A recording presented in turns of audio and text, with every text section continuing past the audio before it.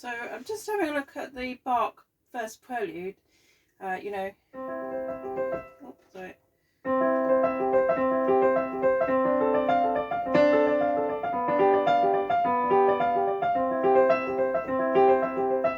And we can see that it's clearly in C major, and the very next chord is D minor 7, and then G7 and back to C.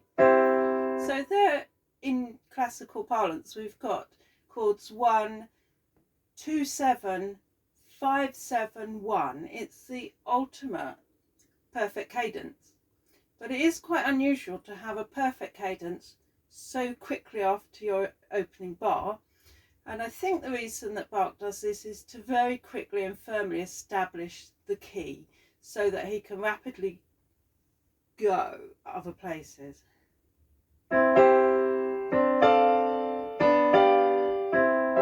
Now the next one, A minor, D7, G, C over B. So this is literally C major 7. Now Bach's writing fairly early.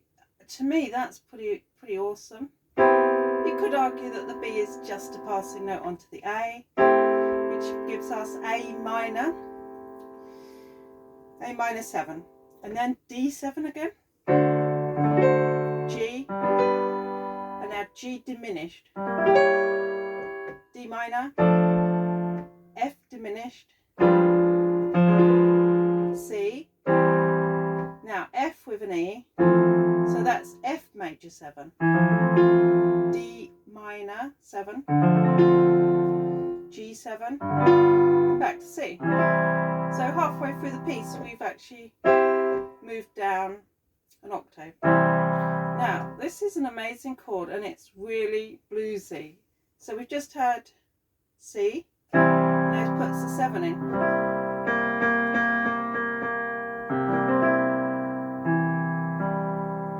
And then the next chord is F major 7. No, there's no accident there. He has heard this music and he wants to put it down. This is really early jazz.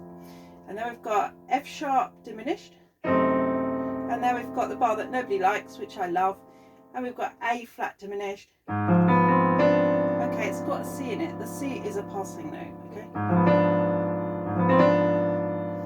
And then G7, back to C, and now an interesting chord.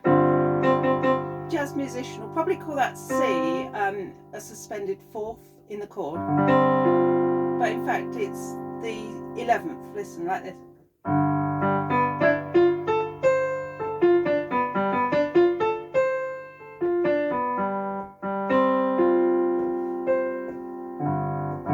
So it's G11 and then G7 and another diminished chord, but it's got a G in the bass. You can see there's G all the way from bar 24 up to 31. So what we're dealing with here is a pedal G. So, you know, the organists would have just had their foot on the G pedal, literally. And as we get near the end, we're going to have a C pedal. This is the sort of thing they did, you know, in Bach's time, and they thought it was really groovy. And now we've got C again. And once again, this amazing, I just love this, G11, G7, and then C7. And again, we're only 3 bars away from the final cadence. So C7, when you're trying to add up to C, it's like, whoa. But what he's actually doing here is he's creating a perfect cadence in F, which it turns into D minor. Okay, and then it goes to G. So it was a perfect cadence in F, C7 to F, but by turning it into D minor, like this, that D minor has become 2, 7, 5, 7, 1. So the last 3 bars are in fact like bars 2, 3 and 4 we had at the beginning. So this is the next one. It's again, the C pedal doesn't work with the chord, but it sounds okay.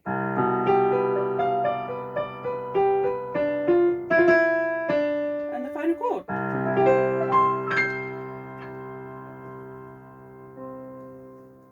So, in my opinion, Bach is the master jazzer, and this is why he, facilitates going into jazz so brilliantly. He is an absolute divine genius. You can rate any of the composers you like, but every composer themselves has always come back to Bach's music and tried to work out, some ideas there. And Bach is the foundation of every great composer's music. And we mustn't forget, going on a little bit further, the later musicians, such as, for example, Glenn Miller, who feels that it really should go like this.